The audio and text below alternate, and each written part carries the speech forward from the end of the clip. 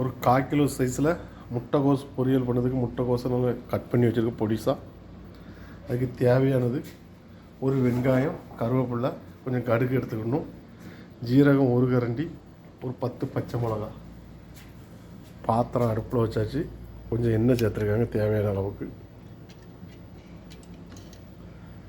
எண்ணெய் காயட்டும். எண்ணெய் காஞ்சிட்டு கடுகு சேர்த்துருக்காங்க, கருவேப்பிலை, வெங்காயம் சேர்த்துருக்காங்க. நல்லா வதங்கட்டும்.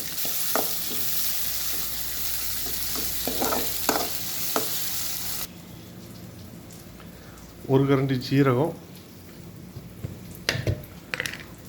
ஒரு 7 பச்சை மிளகா, கொஞ்சம் வெங்காயம் போட்டு நல்லா இடிக்கணும். தேங்காய் வாங்க போயிருக்காங்க, வாங்கிட்டு வந்த பிறகு காமிக்க. இது நல்லா இடித்து வைக்கணும். வெங்காயம் வதங்கிட்டு முட்டைகோசு சேர்த்துருக்காங்க.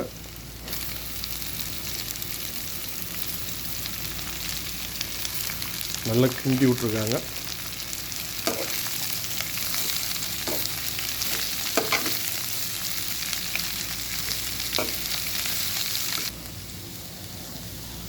ஜீரகம், பச்சை மிளகாய் இடிச்சாச்சு, இதை சேர்த்துருக்காங்க.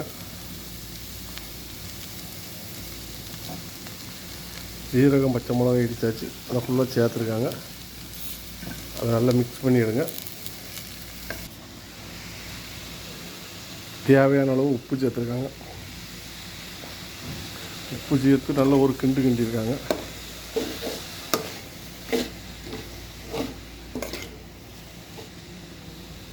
வேகட்டும். தேங்காய் ஒரு குத்து சேர்த்துருக்காங்க. கடையில் ரெடிமேடு தேங்காய். நல்ல ஒரு கிண்டு கிண்டி உப்பு பார்த்துருக்காங்க.